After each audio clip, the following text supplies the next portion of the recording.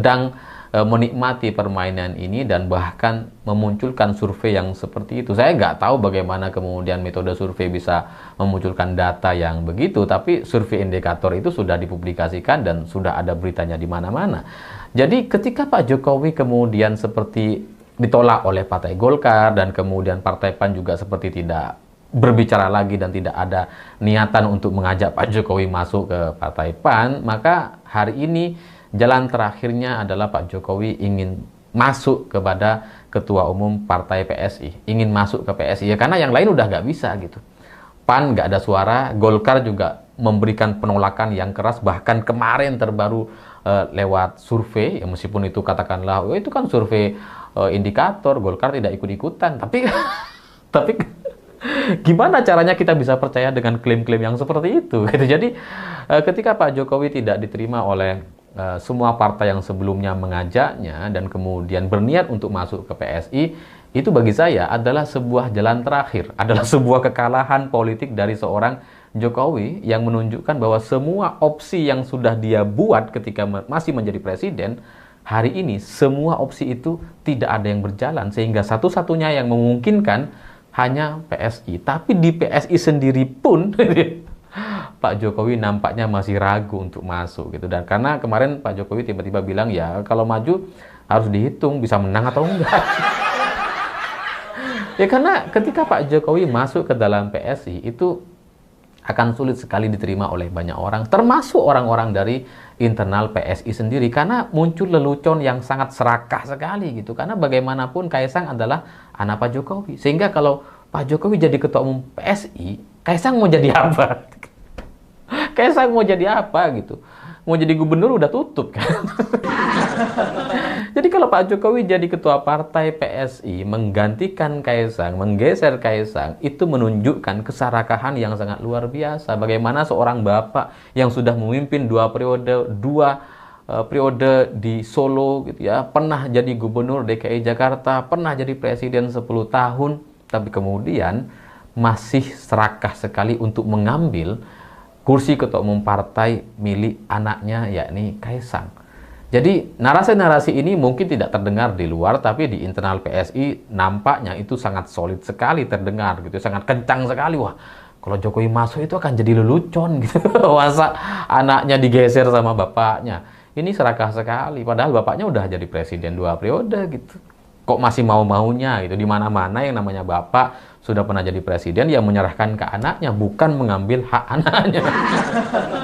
Maka ketika opsi ini seperti juga kemudian ada penolakan atau tidak terlalu solid dan membuat Jokowi ragu, tiba-tiba muncul usulan dari P3 agar Pak Jokowi menjadi ketua umum partai P3, dan usulan ini disampaikan oleh Ade Irfan Pulungan, ketua Mahkamah Partai P3. Jadi isu ini kemudian dibicarakan, wah, kemudian diimajinasikan kalau Pak Jokowi nanti jadi ketua partai, wah P3 bisa menjadi partai papan tengah, ya, tidak degradasi seperti sekarang, bisa naik atau bahkan suaranya bisa lebih baik dari PAN dan PKB, misalkan gitu ya. Muncullah harapan-harapan yang seperti itu, tapi itu pun ternyata nggak lama gitu ya. Tiba-tiba hari ini salah satu elit partai P3 juga menyampaikan bahwa usulan agar Pak Jokowi menjadi ketua partai P3 itu tidak pernah dibahas dalam forum apapun. Dan soal Jokowi menjadi ketua partai P3 itu sangat-sangat berseberangan dan tidak sejalan dengan para kiai. Jadi ini bisa dipastikan apa yang disampaikan oleh Ade Irfan Pulungan itu cuma omong kosong belaka gitu.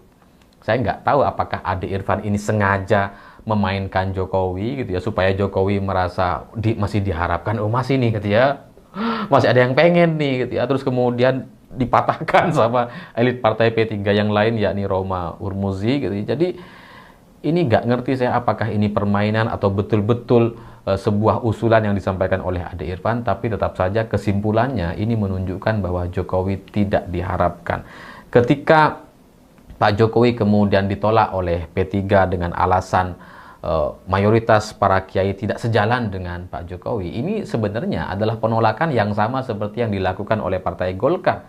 Ya, Pak Jokowi nggak bisa jadi ketum. Intinya kan cuma itu gitu ya. Di Golkar juga sama. muncul penolakan yang seperti itu. Pak Jokowi nggak bisa jadi ketum karena ketum itu harus pernah menjadi pimpinan daerah gitu ya. Dan kalau di P3 nggak ngerti apakah ada syarat-syarat yang seperti itu.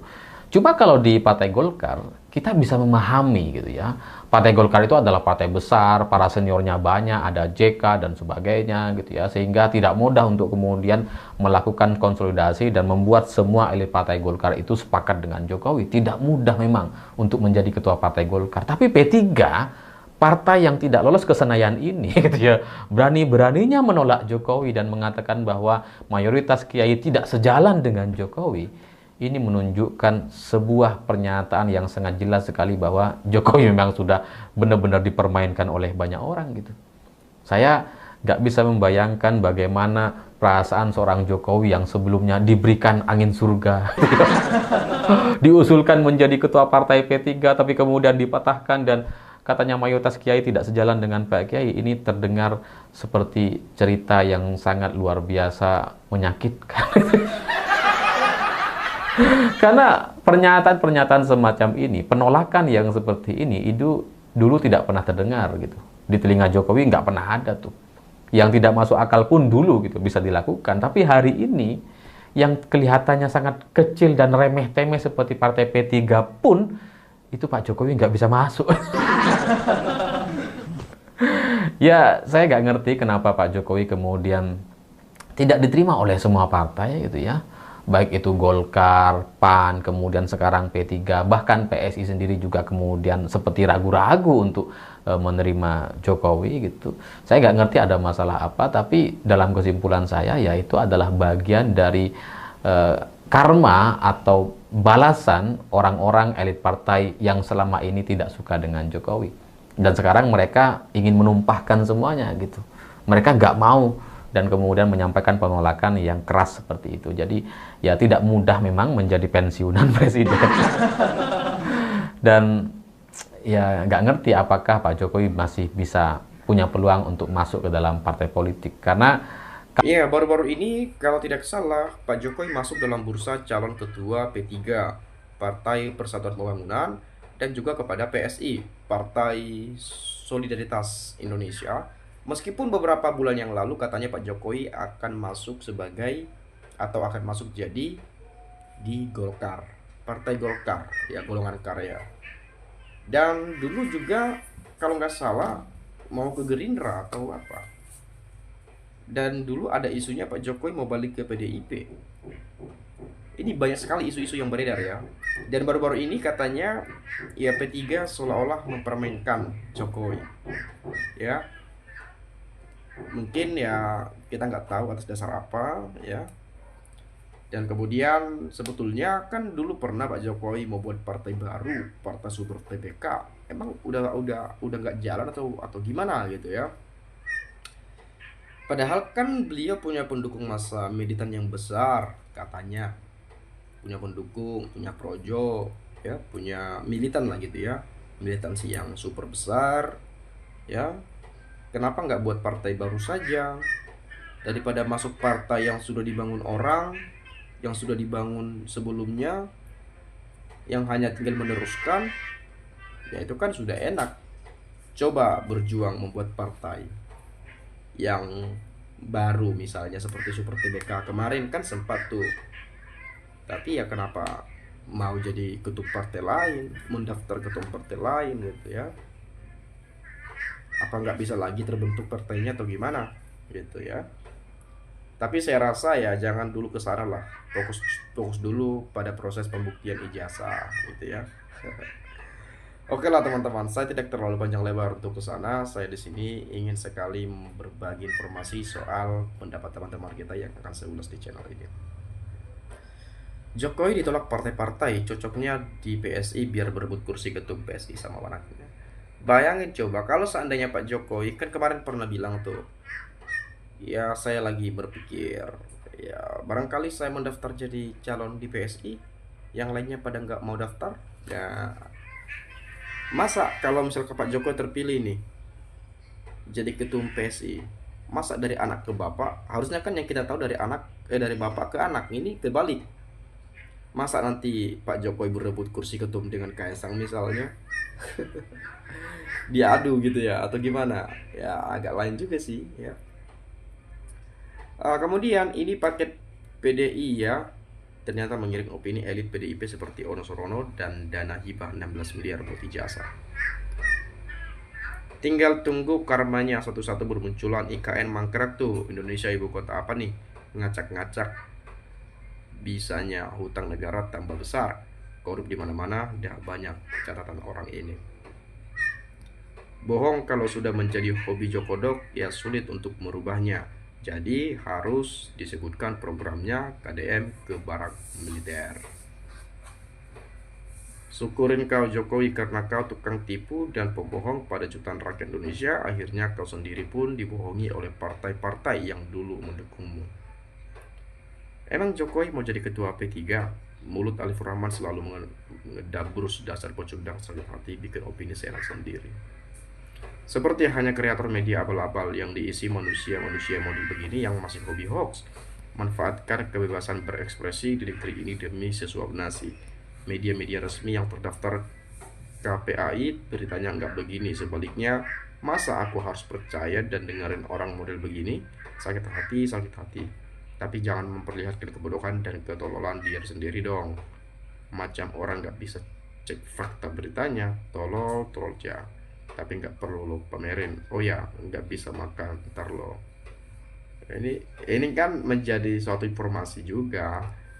Tapi ya memang itu, kembali lagi, ada pro, ada kontra, ada yang sepakat dengan pernyataan ini, ada yang tidak. Tapi ya tergantung, kalau kita mau berpikir secara cermat, secara logika dan akal sehat, rasa-rasanya ya itu ya masuk akal.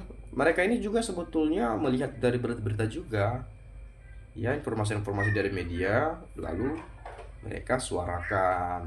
Meskipun sekarang seringkali kan disebut menggiring opini atau apalah, atau pembenci atau bagaimana, kita nggak tahu juga. Tapi ya itu menjadi pendapat mereka, yaitu ya udah sah-sah saja dalam berpendapat itu ya. Hukum karma berlaku di dunia dan di akhirat juga, insya Allah ketemu lagi bagi orang yang jolim dan banyak kriminalisasi semua pihak yang merasa pernah disakiti. Sekarang mulai panen, siapa yang menanam itu yang menuai. Saya dari dulu fanatik P3, mudah-mudahan Jokowi jadi ketua P3, jadi berkurang pemilihnya. Permisi numpang doa, semoga Bapak Jokowi beserta keluarga diberikan kesehatan dan dimudahkan segala urusannya, dan kita semua di sini diangkat derajatnya oleh Tuhan Yang Maha Esa. Amin ya. Lah kok P3 yang hampir punah nolak Jokowi? Apa nggak salah nolak mantan presiden 10 tahun dan duitnya banyak banget? Kan lumayan untuk dapat kursi DPR di Senayan. Janganlah P3 partai berlambang Ka'bah, kesucian orang muslim dan umat Islam, kalau Jokowi Mulyono ketuanya diganti sama lambang PKI. Kondisi sekarang benar-benar membangongkan. Tidak ada partai Senayan yang membela kasus ijazah palsunya Mulyono. Yang bisa menerima hanya PSI. Tangkap dan adili semua anggota geng Solo pimpinan Mulyono. Mulyono itu bonekanya PKI. Hati-hati saja, di belakang dia ada 9 naga dan asing yang selama ini menyetir beliau. Jikalau Mulyono dipermainkan banyak orang, bukan tidak mungkin backingannya akan menggunakan gaya-gaya PKI, yaitu kudeta, dalam hal ini presiden. Bagaimanapun caranya harus lengser, biar secara konstitusi yang menggantikan adalah si Fufu Fafa. Kalau sudah begitu maka sama aja yang kendalikan Indonesia ya Mulyono beserta 9 negara dan asing. Untuk itu rakyat Indonesia harus bersatu padu, lihat dengan hati bahwa musuh laten komunis itu di depan mata berkuasa selama 10 tahun. Kalian semua dikibuli selama ini, lindungi Pak Prabowo, doakan beliau biar selalu sehat dan kuat agar bisa melawan dan mempertahankan NKRI Pancasila. Itu saja, terima kasih teman-teman, salam dan sampai jumpa.